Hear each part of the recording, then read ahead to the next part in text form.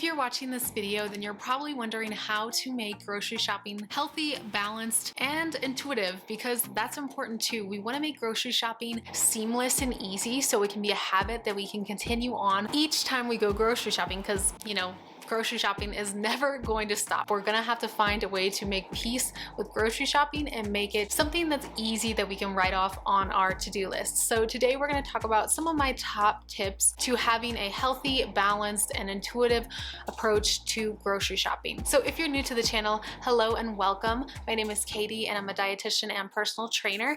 And if you like nutrition, fitness, and mindfulness, then I think you'll love to join our community, and you can do that by subscribing below, totally free, and you can join me and my chubby kitties. All right, so I know we all have different opinions on grocery shopping. I personally really enjoy grocery shopping, but I think it's because I've found ways to just make it easy peasy and something that I can actually enjoy. And this is how I do it. The first thing you might be doing wrong when starting grocery shopping is not having a plan. And now I know a lot of people do grocery shopping lists. That's kind of like the basics of grocery shopping 101, is to come with a grocery list and to not come hungry, I guess. But what I really want you to do is not just make a list, but first start with your pantry. If you're not starting with your pantry, then there's really no way to know what you have, and you're really putting a lot of the stuff in your pantry and in your fridge to waste. So what I like to do is get out a little sheet of paper, and usually I break it down into several categories, including carbs, fats, proteins, spices, miscellaneous, and then produce. You don't have to write down every single thing that you have in your pantry and fridge, but I like to list out the general things that I have so I can start to spark creative ideas in my brain, and then refer to some of the cookbooks that I have in my bookshelf and see what recipes can I create that include some of the ingredients that I need to use up in my pantry, and that I can also go shopping for to supplement and complete that recipe. So just a simple example of right off the top of my head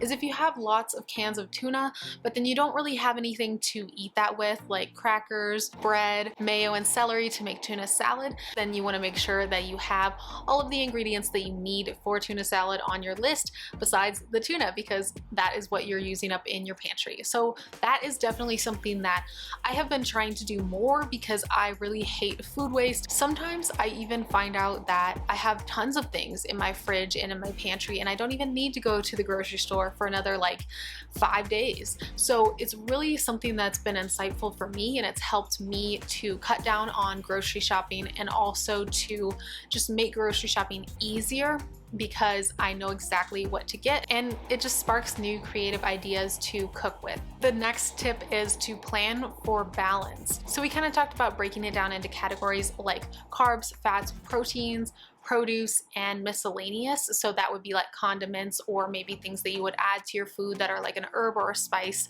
or something like lemon juice, lime juice that flavors your foods. The reason I like to break it down that way is because it makes it super seamless to ensure that I'm getting a proper balance. I don't know about you, but sometimes I will go to the store and I will just get snacks on snacks on snacks, and then I end up not even getting anything that has protein in it, or barely any protein in it, and I don't get the condiments that I need to make a recipe or just make something more flavorful, so I really don't want to cook, and it makes it that much more annoying because then you have to go back to the store and just shop all over again and spend more money than you need to. So I highly suggest just thinking of it from the point of view of balance. And don't get me wrong, I'm a huge advocate for listening to your body and eating intuitively, and not really being super hypercritical of yourself when it comes to having a balanced plate. Obviously, you should shoot for that for energy reasons, for, just feeling your best. So it's okay to have variety. It's okay to have pizza sometimes. It's okay to do those things. But all in all, you want to make sure that you plan for that balance, because without balance, we just don't feel our best and we don't feel as energetic and present as we could be. But all of that to say, plan for balance and do what works for you. And with balance in mind, I have to consider the good almighty convenience foods. Now, I feel like convenience foods can have a bad rep, because sometimes when we think of convenience foods, we think of stuff like Pop-Tarts or sugary treats treats or candy or something like that. But when I say convenience foods, I mean foods that are easy to prep or that require no prep at all, that you can have on hand when you're in quick need of a snack or a meal. So for example, some of the convenience foods that I plan for are stuff like having all the things I need for a peanut butter and jelly sandwich in case I have, you know, a lunch meeting and I really don't have time to make something really intricate or crazy. Glenn and I also get these frozen burritos that are organic and kind of fancy and a little treat for us when we want to have dinner, but we don't want it to be super time consuming and we really don't want to cook. We have that as our backup plan for when we absolutely positively don't want to cook. So usually I'll just pop those in the oven, cook them, and then I'll have maybe a veggie that doesn't require cooking or a fruit on the side just to balance things out. But that makes it so much easier and low stress during the week because we know that we have a plan in place if there's a night where we just don't want to cook, which trust me, for me and Glenn, that's quite often. So when it comes to convenience, don't just think that any frozen food out there or any packaged food is terrible for you. That's not really the case, and I hate to think in those black and white terms. Make sure to keep your mind open to things that are very super easy that you can make that are also healthy. You want to have balance, but you also want to have the freedom to live your life, and if there's a day where you just don't feel up to cooking, you should have every right to still stick to your healthy eating plan but not have to cook and not have to go out to eat either. So we love having this backup plan because it just makes everything less stressful during the week. And that leads me to my last tip, which is kind of just a bonus tip, and that is to make sure to incorporate treats in there too.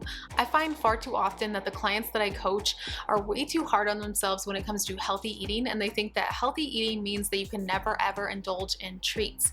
I think as a dietitian, it's my duty to share with you that it's okay to have foods that are less than nutritionally balanced and great for you. And part of enjoyment of food is just enjoying food. It doesn't always have to be 100% nutritionally balanced. So usually when I go grocery shopping, I plan for one really fun treat, like typically Reese's cups are my favorite go-to treat, and then I'll plan for one healthier version of a treat. So this week I made my own Perfect Bars from scratch. Let me know in the comments below if you love Perfect Bars as much as I do, and maybe if you want me to show off my recipe, I'll do that in a future video.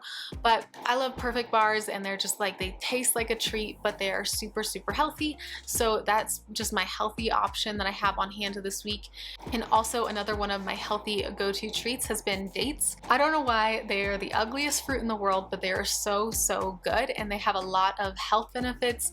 They're full of fiber and potassium, and they're so good for you. So all of this to say, I like to have a couple healthy treat options on hand for the week, and then I also like to, you know, just indulge and have a little bit of something fun like ice cream or Reese's cups or dark chocolate or something like that, just so I'm making sure to honor my sweet tooth and the fact that I'm a human being and I like a treat every once in a while too. So just a little bonus tip there, but I think that everyone needs to hear it, especially from a dietitian. I think sometimes people think that us dietitians are just scary people telling you what exactly to eat, but I'm here to tell you that you can eat all the foods. It's just a matter of what makes you feel the best, and most of the time that equals balance, but sometimes that means indulging in some of your favorite treats, and that's nothing to be ashamed of. Let me know in the comments below if you want to share some of your personal grocery tips or grocery hacks that you use. It can be for saving money or having healthier treats on hand or just shopping better. Let me know what you do, and I would love for you to share with the community, just because we can trade tips and kind of learn from each other, and hey, that's just my favorite way to do it. So thanks so much for hanging out with me today, and I will leave some links to videos that you'll love in the end card, so stick around for that, and I will see you in the next video. Bye guys.